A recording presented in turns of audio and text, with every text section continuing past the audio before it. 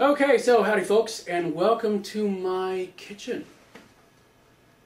Actually, I'm in the kitchen, you're in my den, so you can shoot into the kitchen. But let's just pretend we're all in the kitchen. We're in my kitchen because it's a new feature that we're going to be doing here on needcoffee.com, a new adventure that we're all going to take together. And it's based on this lovely book. This is A Treasure of Great Recipes by Mary and Vincent Price.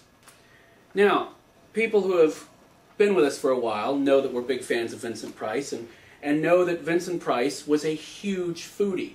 As big a foodie as you might be, Vincent Price was bigger.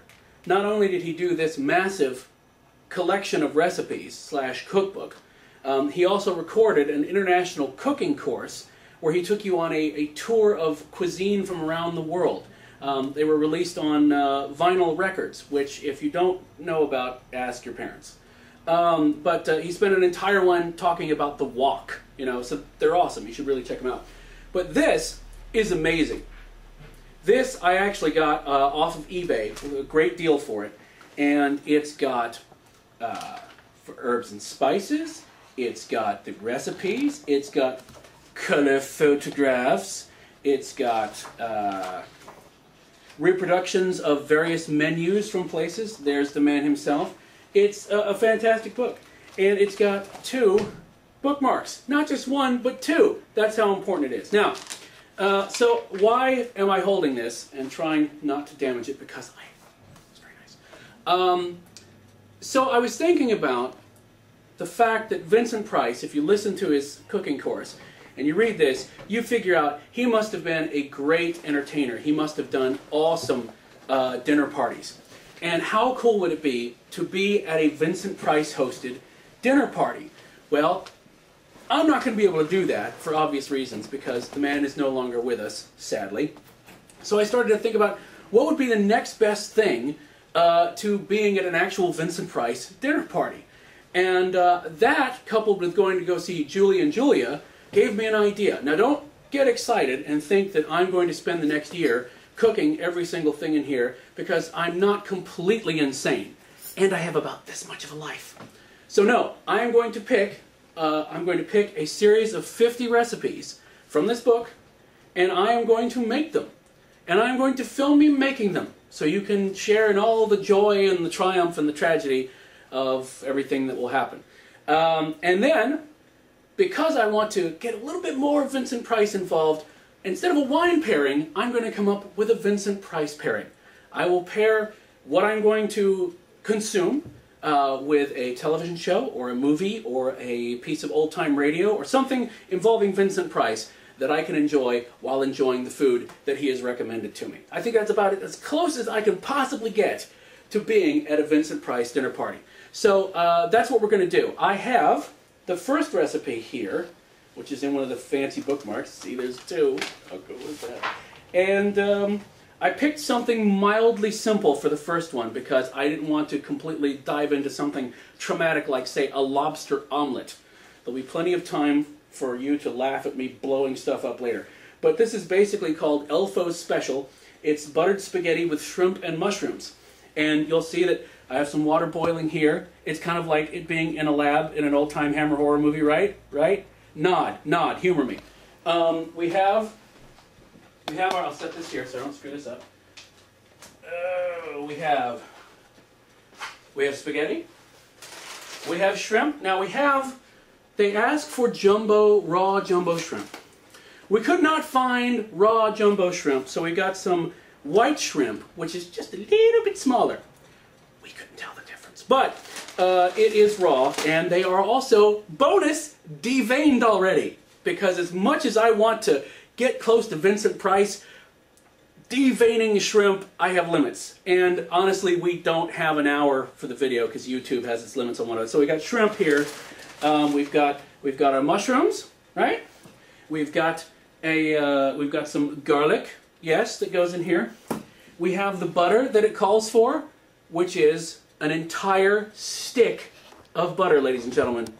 Yes, this cookbook was from 1965. I'm doing the butter, baby. The butter's going in. And It also called for, hang on, how much was it? Ah, yes, half a teaspoon of monosodium glutamate, which I didn't even try to find because, I mean, yeah. So, I mean, it's a flavor enhancer. I think we'll make do. So we've got some, we've got our cheese, Romano cheese that we're going to be using.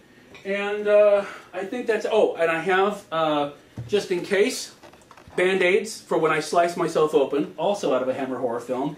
And some of this, just in case. So, let's get started with the spaghetti. And I don't know what I'm doing, so this will be extremely funny. Although I will show you this. Hammer horror time.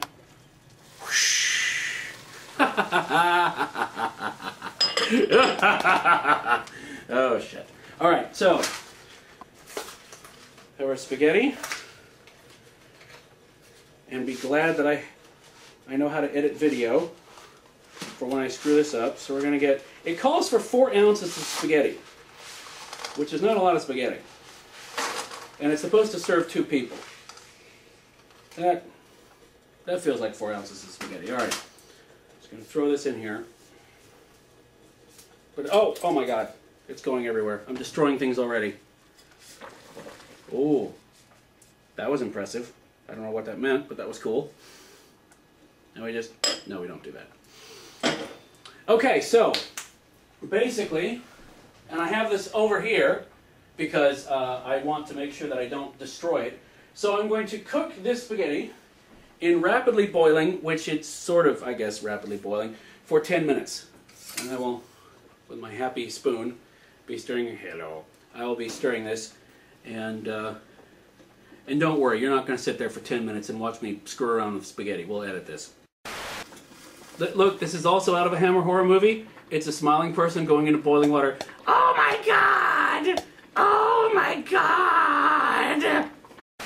Okay, so we're still working on this. You'll notice that I now have a brown fork. I'll show you why, because I realized that this is a lot more effective than this. Yeah. Although, just like a Hammer horror film,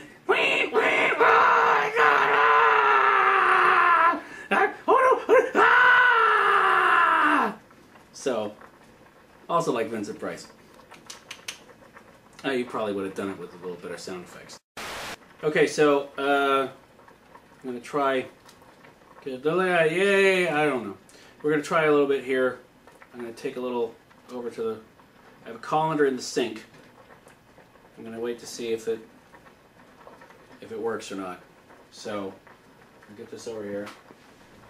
Hey, that worked. Alright.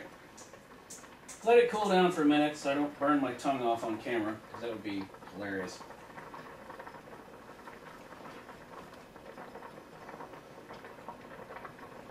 Yeah, sure. See, the cookbook says 10 minutes, and the box says 6 minutes. Because since 1965, there have been amazing developments in spaghetti technology, I guess. So we save 4 minutes. Folks, we save 4 minutes. We're living in the future. We got 6 minute spaghetti. I think it's all right. So I'm going to take it over here. I'm going to stir it because I don't know what else to do when you got a stick and like something in a pot. You stir it, right? So I'm going to take it over here without killing myself. And I just pour it right in there. Hey! There we go. Alright, I got a colander full of spaghetti. What the hell do I do next? Oh. So, drain, done. Rinse with cold water. Okie doke. That I can do. That's right, we're going to rinse it because later on in 1965 we're going to put monosodium glutamate on it. That looks like. Alright. That's good. Heat in large skillet. 1/2 cup of butter. Half a cup. Alright. And this is indeed 1/2 cup of butter. Which is good, because it saves me from having to measure anything. My favorite. And don't think don't think this doesn't happen in restaurants today, because I actually asked someone once how they made their vegetables so nice, and they said butter. Lots and lots of butter. So apparently that's the mystery. This is exciting. No wonder I don't have a show. Alright, so I'm going to let this heat up in this skillet. This is actually kind of cool. It's like I've got a... It's like a school bus, like sliding on ice or something. Having a flashback to the sweet hereafter.